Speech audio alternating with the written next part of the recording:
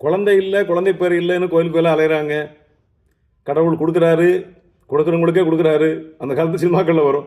இல்லைங்கிறவனு கொடுக்க மாட்டேங்காரு, வேண்டாங்கிறவனு கொடுத்துட்டே இருக்காரு.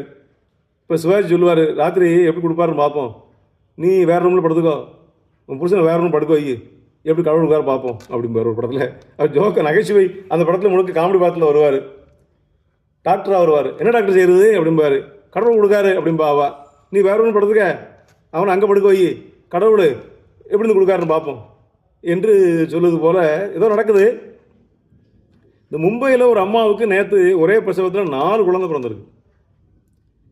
ஒரே பிரசவத்தில் 4 குழந்தைகள், 3 பெண் குழந்தைகள், ஒரு ஆண் குழந்தை, ஆரோக்கியமாக அழகான குழந்தைகள் பெற்றிருக்காங்க. இப்படி கொடுத்தா மொத்தமாக கொடுக்குறாரு. இது கூட செய்தி இல்லை. இந்த 4 பிள்ளைகளை பெற்ற இந்த தாய் இதற்கு முந்தைய பிரசவத்தில் ட்வின்ஸ் பிறந்திருக்கு, 2 பிள்ளை பிறந்திருக்கு. அது 2 பிள்ளைகள்.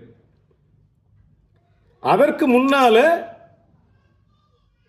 2 பிள்ளைகள் இருக்கு தனித்தனியா, 2 பேர் காலத்தில் 2 பிள்ளைகள்.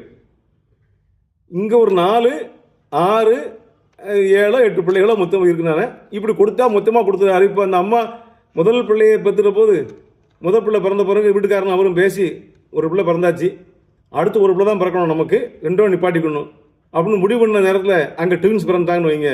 இவங்க முடிவு பண்ணது 2, இப்போ இருக்கிறது 3.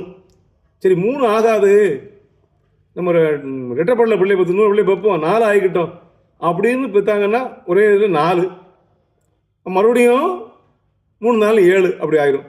இது நம்ம கையில் இல்லைங்க. அதுக்கு சொல்கிறேன் நான், அவங்க எப்படி குறுகிய காலகட்டத்திலேயே அப்போ இந்த 7 பிள்ளைகளை பெற்கிறது குறைஞ்சபட்சம் 7-8 வருஷமாக ஆகணும் இல்லை. ஆனால் இவங்க 7 பிள்ளை பெற்கிற 3 வருஷத்தில் பெற்றுட்டாங்கல்ல.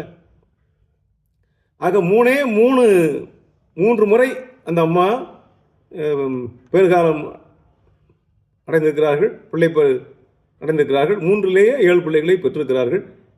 வளமாக வாழட்டும், நலமாக வாழட்டும்.